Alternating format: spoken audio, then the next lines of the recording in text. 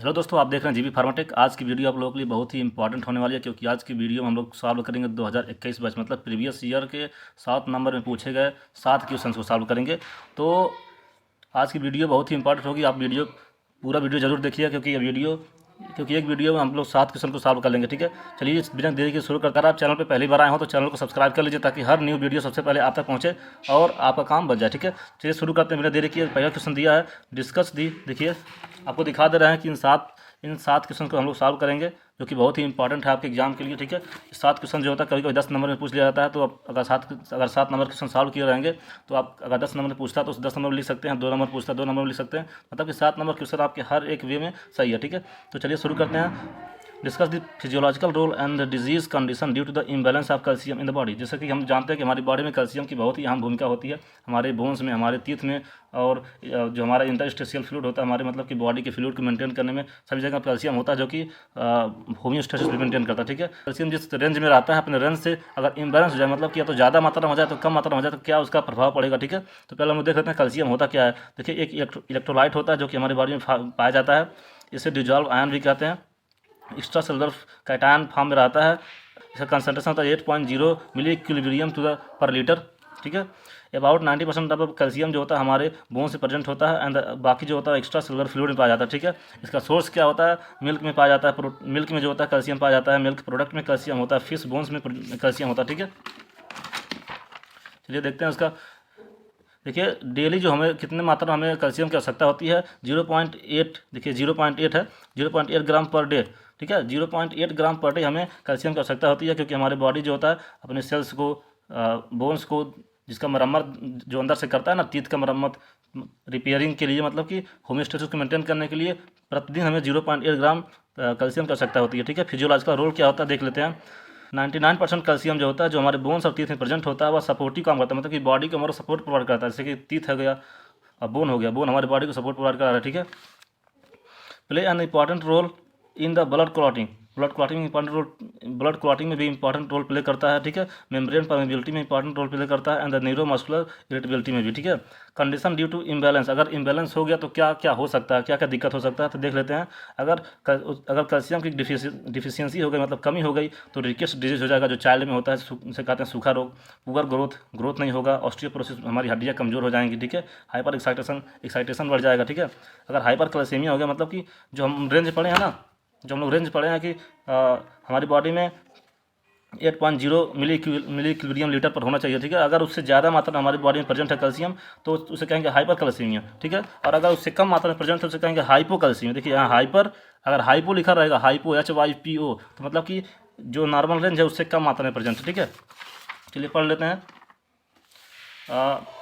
Condition क्या होता है, अगर हाइपर कैल्सीमिया होगा तो उसका कंडीशन क्या होता है कि हाइपर उस होने के कारण क्या हो सकता है, हाइपर थायराइडिज्म है तब हो जाएगा, हाइपर विटामिनोसिस हो गया, डी तभी हो जाएगा, बोन न्यूप्लास्टिक डिजीज होगा तभी हमको हो जाएगा। ठीक है, सिम्टम्स क्या होते हैं, फैटिक, थकावट लगेगा, मसल्स वीकनेस, कॉन्स्टिपेशन, एनोरेक्सिया, भूख की कमी हो जाएगी। ठीक है, कार्डियक इरेगुलेशन, और हाइपो, देखिए यहाँ देखिए हाइपो लिखा ना, हाइपो कैल्सीमिया, मतलब कि जो नॉर्मल रेंज से कम मात्रा में कैल्शियम प्रेजेंट हमारी बॉडी में, जैसे कहेंगे hypocalcaemia.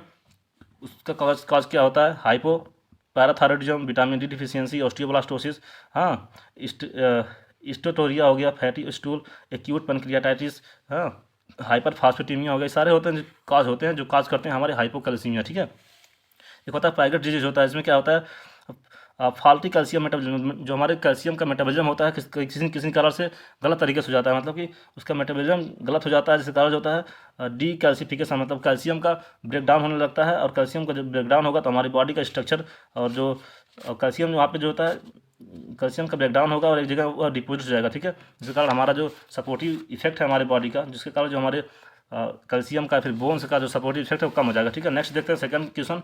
Outline the anti caries agent, explain the role of the fluoride in the dental caries. देखिए एंटी कैरी एजेंट क्या होता है। ठीक है, पहले देख लेते हैं हम लोग आखिर डेंटल कैरी होता क्या है। उसको कहते हैं डेंटल डिके या टूथ डिके, डेंटल प्लेग भी कहते हैं। ठीक, कुछ भी पूछता है तो आप लोग उसको लिख दिया।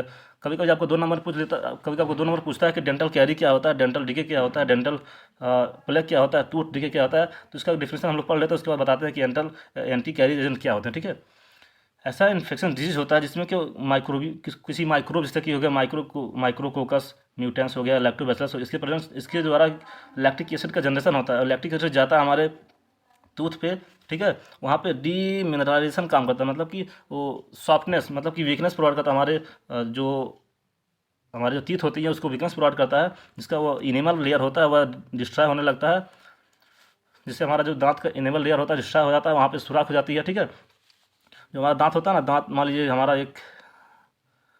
हमारा एक दांत है, ठीक है, तो यहाँ पे थोड़ा सुराग हो जाएगा, ठीक है।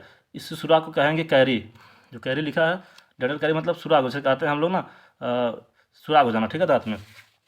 एंटी कैरी एजेंट क्या होता है, जो इसी सुराग को, मतलब कि उसी कैरीज को ठीक करने के लिए जो हम लोग एजेंट या ड्रग या सब्सटेंस का यूज़ करते हैं उसे कहते हैं anti carrying agent. Example sodium fluoride का यूज़ करते हैं, स्टेनस फ्लोराइड का यूज़ करते हैं। देखिए फ्लोराइड है ना, फ्लोराइड ही मेन रोल अदा करता है उसको ठीक करने। अब रोल ऑफ फ्लोराइड क्या हो गया, हेलोजन एलिमेंट होता है, जो हम लोग हेलो ग्रुप पढ़ते हैं ना, फ्लोराइड क्लोराइड ब्रोमीन, उसमें जो फ्लोरीन एटम होता है उसी से बनता है।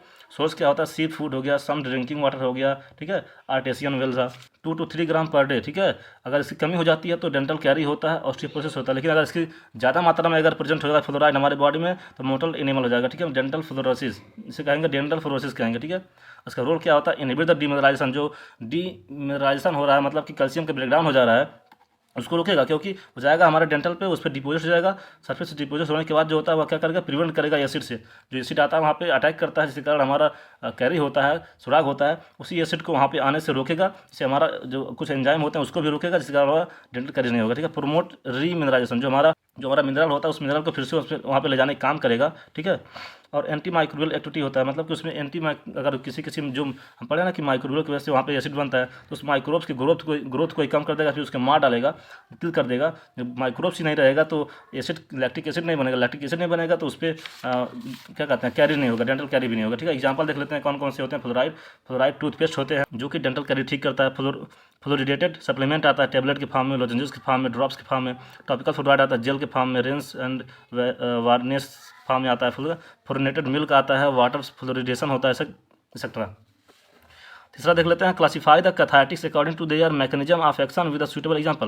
कैथार्टिक्स क्या होता है पहले जान लेते हैं, उसके बाद क्लासीफाई करते हैं किस पे, based on mode of action, mechanism of action पे, ठीक है। कैथार्टिक्स क्या होता है, जब कॉन्स्टिपेशन होता है, ठीक, जो बॉयल प्रेजेंट होता है टाइटली फॉर्म में, टाइटली होता है ना, तो उस एक्सपेल आउट नहीं हो पाता, तो उसको दिक्कत होता है, तो प्रिवेंट करता है कॉन्स्टिपेशन को और ट्रीट भी करता है। कैसे, बॉवेल मूवमेंट दस द लूजन स्टूल, मतलब कि जो स्टूल वहाँ पे जो वेस्टेज मटेरियल वहाँ पे टाइटली फॉर्म में प्रेजेंट है अंदर इंटेस्टाइन में, उसको लूज कर देता है। लूज करने के बाद उससे लूज होगा, मतलब थोड़ा वेट होगा, वो लूज होगा तो वह बॉवेल का मूवमेंट होगा तो स्पेल आउट हो जाएगा, ठीक है। एग्जाम्पल होगा senna extract, castor oil etcetera, ठीक है। क्लासिफिकेशन कर देते हैं based on the mode of action. देखिए उसको मैकेनिज्म ऑफ एक्शन पूछता है, कभी मोड ऑफ एक्शन पूछेगा, कभी आपको पूछ लेगा MOA, ठीक है, मोड ऑफ एक्शन। तो स्टिमुलेंट कैथार्टिस होता है, मतलब इरिटेंट काम करता है, स्टिमुलेट करता है, वहाँ पे जाएगा हमारे उस पेशेंट के इंटेस्टाइन में जाएगा, वहाँ के सेल्स को स्टिमुलेट करेगा एंड क्या करेगा, वह पेरिस्टाल्सिस मूवमेंट होता है। जैसे कि पेरिस्टाल्टिक मूवमेंट क्या होता है, ये इंटेस्टाइन हो गया। पेरिस्टैटिक मूवमेंट क्या होता है, यहाँ पे मान लीजिए कोई बावल है, ठीक है, तो यहाँ से थोड़ा ऐसे, यहाँ से प्रेशर ऐसे दबेगा, यहाँ पे जब यहाँ से दबेगा थोड़ा नीचे आएगा, थोड़ा नीचे आएगा तो मान लीजिए यहाँ पहुँच गया, फिर यहाँ से दबेगा दोनों तरफ से, फिर और नीचे आएगा। इस वाले मूवमेंट को कहते हैं पेरिस्टाल्टिक एक्टिविटी, ठीक है। इसके कारण वह एक्सपेल आउट हो जाएगा, ठीक है। रिजल्ट इजी बावल इवैक्यूएशन, आसानी से बाहर निकल जाएगा। रिलीफ फ्रॉम कॉन्स्टिपेशन, एग्जांपल में सेन्ना स्ट्रैक्ट, कैस्कारा स्ट्रैक्ट एंड कैस्टर ऑयल। बल्कि फॉर्मेशन कैथार्टिक्स, या बल्क फॉर्म कर देता है, क्योंकि जाएगा या इंटेस्टाइन में जाएगा, उसके बाद में उससे कंटेंट में आते ही वो क्या करेगा, वाटर को एब्जॉर्ब करेगा एंड स्वेल हो जाएगा। स्वेल होने के बाद जो होता है सॉफ्ट हो जाएगा, सॉफ्ट होने के बाद होता है इजीली इवैक्यूएट हो जाएगा और कॉन्स्टिपेशन से रिलीफ मिल जाएगी। एग्जांपल क्या होता है, methyl cellulose, sodium carboxy methyl cellulose and karaya gum होता है, ठीक है। इमोलियंट कैथार्टिक्स, मतलब कैथार्टिक्स इमोलियंट की तरह काम करता है। कैसे, सॉफ्ट स्टूल सॉफ्टनर कैथार्टिक्स, मतलब कि स्टूल को सॉफ्ट कर देता है, मतलब कि जो होता है लुब्रिकेंट की तरह काम करता है। जब लुब्रिकेंट की तरह काम करेगा तो सॉफ्ट होगा, सॉफ्ट होते ही आराम से वैसे एक्सपेल आउट हो जाता है, ठीक है। एग्जाम्पल है मिनरल आयस हो गया, हाँ, डीऑक्टिव सोडियम होता है, सल्फोसॉक्सीनेट। सैलाइन कैथार्टिक्स के इसमें क्या होता है, also known as the osmotic cathartics, they increase the osmotic load on the GIT. GIT में जीआईटी मतलब gastro intestinal tract, decrease the absorption, मतलब कि इसमें जो सैलाइन होता है वह increase secretion of the fluid into the intestine, intestine में फ्लूइड का सिक्रेशन होगा और वह जो होता है एब्जॉर्प्शन डिक्रीज, मतलब उस एब्जॉर्ब नहीं होगा, एब्जॉर्ब नहीं होगा तो वेट फॉर्म करेगा, वेट फॉर्म होगा तो सॉफ्ट होगा, सॉफ्ट होने के बाद मतलब स्पेल आउट हो जाएगा, ठीक है। माइनर कट और बर्न के लिए एंटीसेप्टिक काम करता है। बायो बैक्टीरियोस्टैटिस काम करता है, बैक्टीरिया की ग्रोथ को कम करता है, फंगल की ग्रोथ को कम करता है, एस्ट्रीजेंट मतलब प्रोटीन को प्रेसिपिटेट करता है ताकि बैक्टीरिया मर जाए, ठीक है। प्राइमरी बफर सिस्टम होता है, बफर होता है, आई वास्प की यूज होता है, स्किन लोशन यूज होता है, ठीक है। एंटी इन्फेक्शन एजेंट यूज होता है, buffering agent in the many pharmaceutical preparation. हम लोग बहुत सारे दवाओं को बनाते हैं तो उसमें बफरिंग एजेंट का यूज होता है, मतलब पीएच को मेंटेन करने के लिए भी इसका यूज किया जाता है। पांचवा क्वेश्चन देख लेते हैं, what are the haematinics, explain the preparation, properties, assay and uses of the ferrous sulphate. अब देखिए हीमेटेनिक्स क्या होता है। जब किसी को एनीमिया हो जाता है, मतलब खून की कमी हो जाती है, तो उस खून को बढ़ाने के लिए, खून बॉडी में खून बढ़ जाए, खून की मात्रा बढ़ जाए, ठीक है। तो बॉडी में खून को बढ़ाने के लिए जो एजेंट का यूज करते हैं कि बॉडी में खून बन जाए, जितना हमें चाहिए उतना मात्रा में हो जाए, उस खून को बढ़ाने के लिए जो एजेंट यूज करते हैं उसे कहते हैं हीमेटेनिक्स। देखिए, haematinics are the agent use for formation of the blood to treat the various type of anaemia. Anaemia को ट्रीट करने के लिए ब्लड का फॉर्मेशन करते हैं हम लोग इसी का यूज करके, ठीक है। आयरन हो गया, विटामिन B12 हो गया, फॉलिक एसिड हो गया। देखते हैं जब किसी को एनीमिया होता है तो डॉक्टर साहब के पास जाते हैं, डॉक्टर साहब क्या करते हैं, उन्हें देते हैं मल्टी विटामिन, मल्टी मिनरल की दवा, आयरन एंड फॉलिक एसिड, ठीक है, ये सब होते हैं। देखिए फेरस सल्फेट के बारे में पढ़ लेते हैं। उसका पहले लिखेंगे मॉलिक्यूलर फार्मूला। फेरस सल्फेट देखते हैं, मॉलिक्यूलर फार्मूला हो गया FeSO4 × 7H2O, क्योंकि एक्वस फॉर्म में होता है, ठीक है, ये H2O फॉर्म में होता है। मॉलिक्यूलर वेट होता है 278। प्रिपरेशन कैसे करेंगे, ये जो होता है, जो आयरन स्टील, जब कोई स्टील का प्रोडक्शन होता है ना, तो उसमें जो आयरन की प्लेट होती है उसको जब पास करते हैं सल्फ्यूरिक एसिड से, ठीक है। जब आयरन को सल्फ्यूरिक एसिड से पास करते हैं, उसे होकर गुजारते हैं, ठीक है, तो यह फेरस सल्फेट जो होता है H2SO4 से रिएक्शन करेगा और हाइड्रोजन को रिप्लेस कर देगा। FeSO4 Fe यहाँ आ जाएगा, SO4 यहाँ आ जाएगा, ठीक है, SO4 यहाँ आएगा, FeSO4 बन जाएगा, ठीक है, फेरस सल्फेट। आसान, बहुत ही आसान है, इसको याद कर लीजिएगा। प्रॉपर्टी क्या है इसका, प्रॉपर्टी होता है physical property and chemical property. Physical में देखेंगे ब्लूइश ग्रीन क्रिस्टल होता है, फिर कभी कभी लाइट ग्रीन कलर का होता है, ऑर्डरलेस होता है, एस्ट्रिंजेंट होता है, मेटालिक टेस्ट होता है, लाइट का इस पर इफेक्ट पड़ता है, इसलिए इसको एम्बर्ड कलर बोतल में। देखिए एम्बर्ड का मतलब होता है, देखते हैं अगर आप लैब में गए होंगे तो देखे होंगे कोई केमिकल होता है जो थोड़ा सा ब्लैक कलर का जो कंटेनर होता है उसमें रखा होता है, ठीक है, ये ब्लैक कलर का होता है ताकि उसमें लाइट ना पास हो जाए। अगर लाइट पास होता है तो इस लाइट से रिएक्शन करता है, प्रॉपर्टी चेंज हो जाता है, ठीक है, इसलिए उसको एम्बर्ड कलर बोतल में रखते हैं, इसे कहते हैं light resistant container. Chemical property होता है जब फेरस सल्फेट जो कि लिक्विड फॉर्म में 200 डिग्री सेंटीग्रेड से कम टेम्परेचर पर उसको हीट करेंगे तो फेरस सल्फेट सॉलिड फॉर्म में कन्वर्ट हो जाएगा, ठीक है।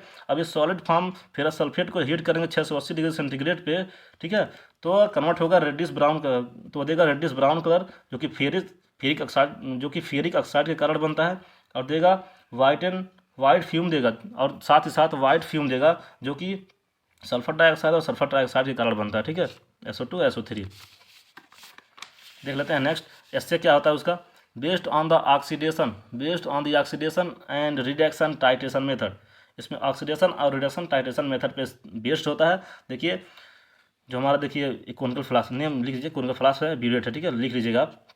0.5 ग्राम फेरस सल्फेट ऐड करेंगे इसी कंटेनर में, किसके साथ, 25 ml डाइल्यूट H2SO4 के साथ, ठीक है, मिलाएंगे बनेगा सॉल्यूशन। इस सॉल्यूशन को टाइट्रेशन कराएंगे ऑक्सीडेशन रिडक्शन के बेस पे, ठीक है।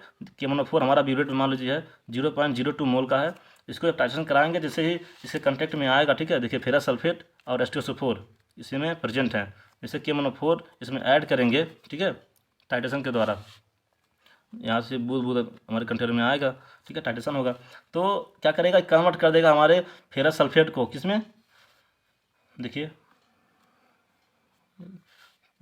तो जब इसे रिएक्शन करेगा तो जैसे जैसे ऑक्सीडेशन और रिडक्शन का टाइट्रेशन होगा, एक जब एंड पॉइंट आएगी ना, तो एंड पॉइंट पे जो होता है पिंक कलर ऑब्टेन हो जाएगा, मात्रा में हमारा फेरस सल्फेट प्रेजेंट है, ठीक है। यूज क्या होता है, use as the haematinics to treat and prevent iron deficiency anaemia.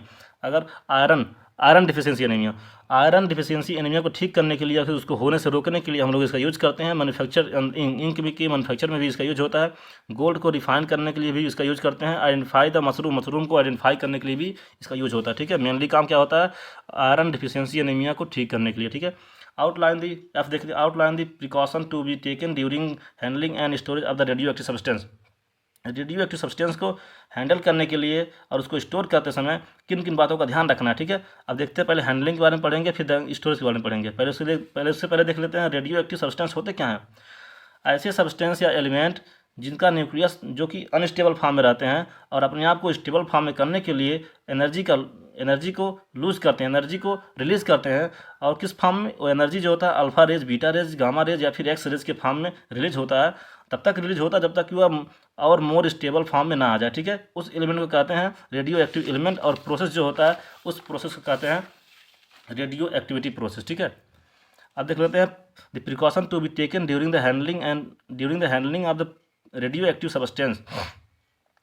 Radio active substance को हैंडल करते समय किन किन बातों का ध्यान रखना, कौन कौन सावधानी बरतनी है उसको देख लेते हैं, ठीक है। Should be touched with the hand but handled by the forceps. Forceps का यूज़ करते हैं, अगर छूते हैं उसको तो फोर्सेप्स आता है, चिमटी की तरह होता है। अगर लैब में कोई व्यक्ति है तो उसे फूड नहीं खाना चाहिए, ड्रिंक, पानी, स्मोकिंग सब काम नहीं करना चाहिए, ठीक है।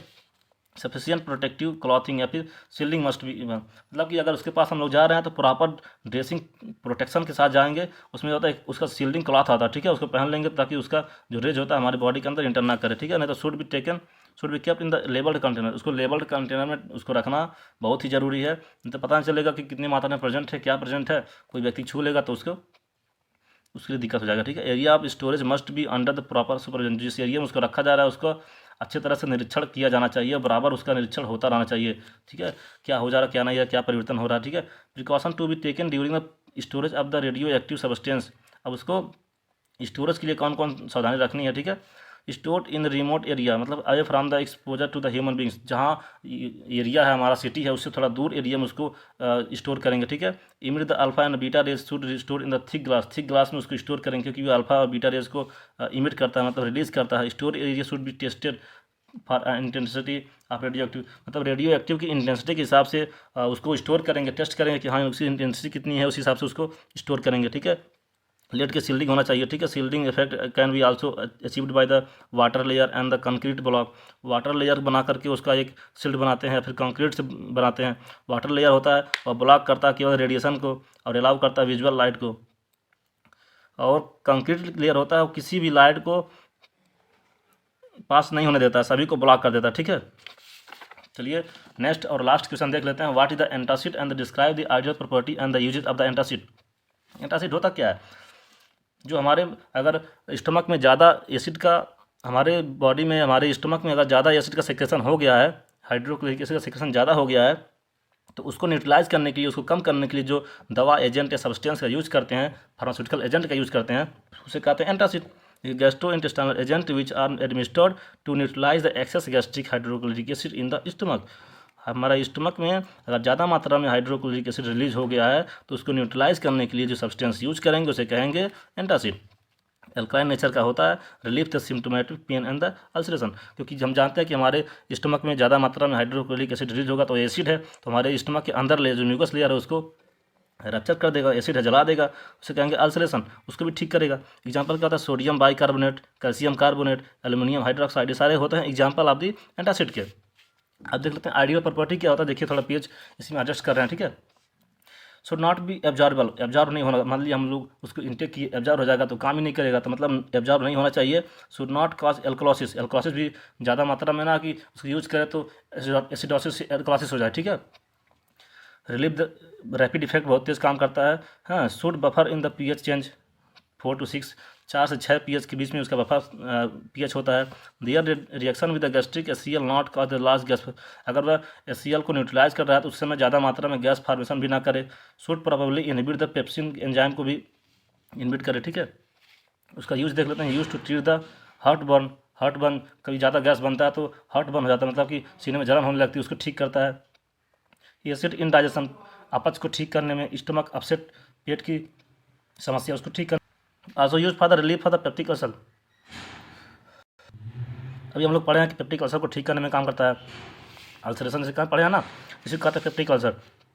Use to promote the healing of the duodenal ulcer, अगर हमारे ड्यूडेनम में कोई अल्सर काज कर दिया है एसिडिक कारण, उसको ठीक करने के लिए इसका यूज़ कर। एग्जाम्पल देख लीजिए इसका, magnesium sulphate, magnesium hydroxide, lactulose, हाँ, सोडियम सल्फेट, सोडियम फास्फेट, इस तरह इसे एग्जाम्पल होते हैं, ठीक है।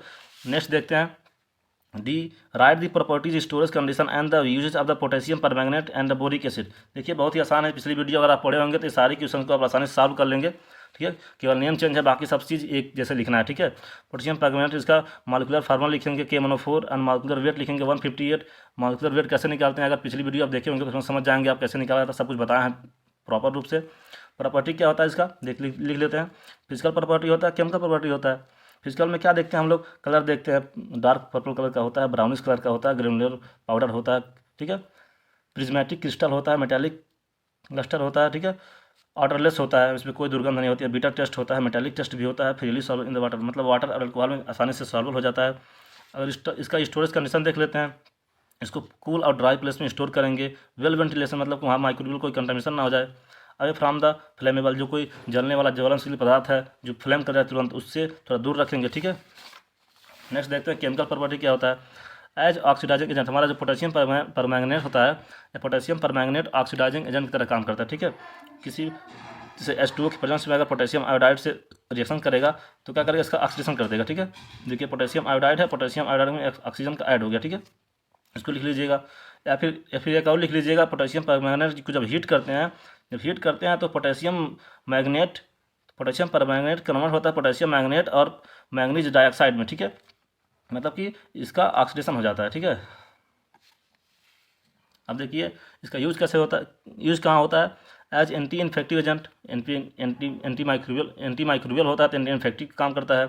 And bacterial agent, anti bacterial, यहाँ पे एंटी रहेगा, anti bacterial agent. As bleaching agent, use the disinfectant and deodorant काम करता है। Use the wet dressing wet dressing में इसका यूज होता है। ठीक है, बोरिक एसिड देख लेते हैं। मॉलिक्यूलर फार्मूला होता है H3BO3, मतलब कि देखिए H3O3, H भी 3 मॉलिक्यूल है, 3 एटम H हाइड्रोजन का है, 3 एटम ऑक्सीजन का है। इसको इस तरह से लिखते हैं BH3O3 या फिर BOH का होल थ्राइस, कुछ भी लिखा रहेगा आप समझ जाइए कि हाँ इसका फार्मूला, अगर आपको इसका फार्मूला याद रहेगा तभी आप समझ पाएंगे। ठीक है, मॉलिक्यूलर वेट होता है 62 होता है। प्रॉपर्टी देख लेते हैं, अभी वाइट होता है, क्रिस्टलाइन पाउडर होता है, फिर कोई कलरलेस भी होता है, वाइट क्रिस्टलाइन, ठीक, ऑर्डरलेस होता है, कोई दुर्गंध नहीं, स्वीट, आफ्टर टेस्ट करने के कुछ देर के बाद स्वीट महसूस होगा। ठीक है, sparingly soluble in the water, slightly soluble in the alcohol. Storage condition कहता है इसको भी well closed and the container में यूज करेंगे, kept in the cool place में इसको स्टोर करेंगे। ठीक है, केमिकल प्रॉपर्टी देख लेते हैं। विद एल्कोहल, अगर बोरिक एसिड एल्कोहल के साथ रिएक्शन करता है तो क्या करता है, बोरेट ईस्टर फॉर्म करता है। देखिए अगर ROH लिखा है ना तो मतलब OH अगर ग्रुप है किसी में तो वह समझ लीजिए एल्कोहल है। किसी भी केमिकल में किसी भी रिएक्शन में देखते हैं अगर उसमें OH ग्रुप है तो मतलब कि वह एल्कोहल है। R मतलब कुछ भी हो सकता है, CH3 CH2 में कोई भी है, ग्रुप हो गया। ठीक है, चैन हो गया।